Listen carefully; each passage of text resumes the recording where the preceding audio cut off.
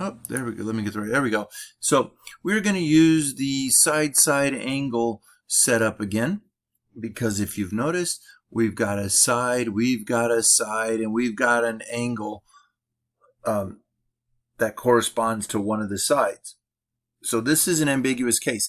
This might have no solutions. It might have when we solve for our values, it might not work. It might work twice, or it might work once. That's what we're going to have to keep in mind whenever we set up our problem.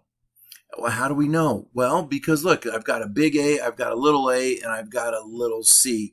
That means we can find big C. And how are we going to find big C?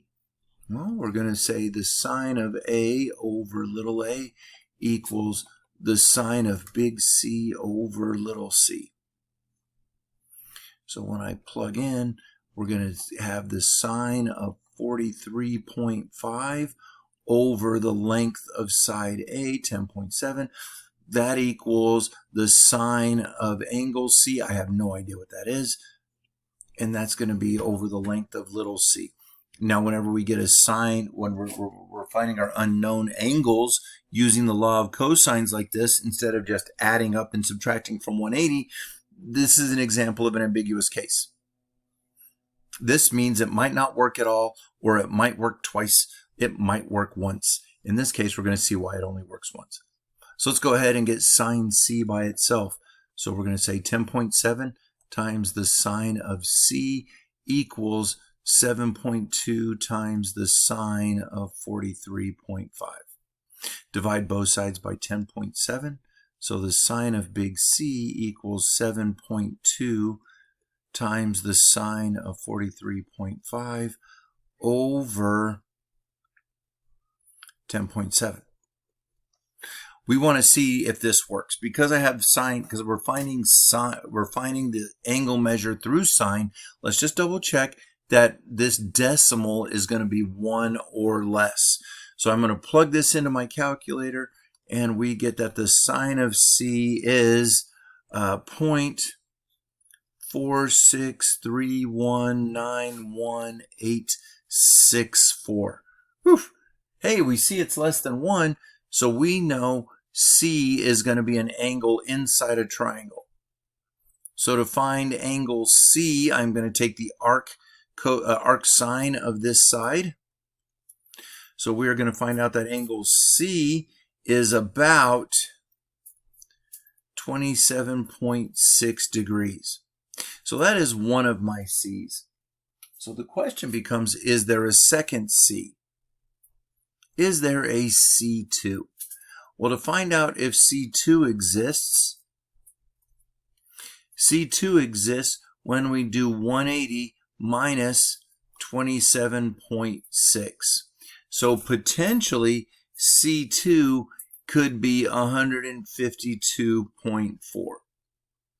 Now the question is, how do we know if both of these exist? Well, my check is going to be angle plus angle. We have to have room for a third angle. We have to have room for the third angle. I know A plus B plus C equals 180. So the two angles I add up together have to be less than 180. So the angles they gave me is 27.6. And they gave me angle A, which is 43.5. And is that less than 180? I wrote it down. There it is. It is, because that gives me 71.1. That's less than 180, so C1 is definitely a good angle. Let's try C2. So C2, we're going to say, hey, let's take this 152.4 and add angle A to it. Angle A is 43.5. And then what we get from that is 195.9. Uh-oh. So what that means is C2 cannot be an angle inside of a triangle because we're over 180. So C2 is not an available option, and the only other angle in my triangle is going to be C1, to where we can then find B and find the rest of our triangle. Let's go ahead and do that as a reminder. I'd like to remind you that we know A plus B plus C equals 180. Well, we already said A plus C is 71.1 plus angle B equals 180. So we know big B has got to be 108.9.